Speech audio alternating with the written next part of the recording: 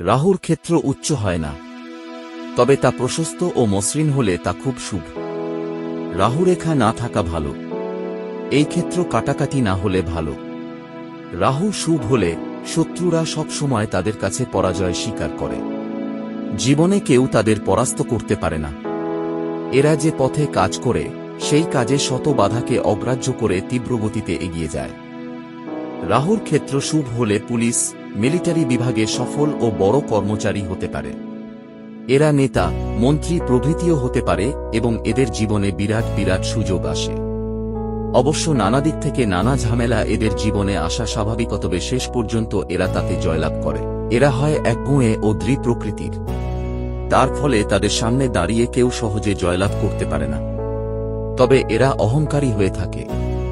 ফাটকা, জুয়া, লটারি প্রভৃতি থেকে অর্থ উপার্জন এদের পক্ষে সম্ভব। রাহুর ক্ষেত্র অপ্রশস্ত, কাটাকাটি, জাল ও রাহুরেখা বড় থাকলে তা অশুভ। এদের জীবনে আসে পদে পদে বাধা। তাছাড়া অহেতুক দাঙ্গায়, বিপদে বা দুর্ঘটনাতে পড়তে পারে। অর্থ ও সম্পদ নষ্ট হতে পারে। এদের রক্তপাত হবার সম্ভাবনা থাকে।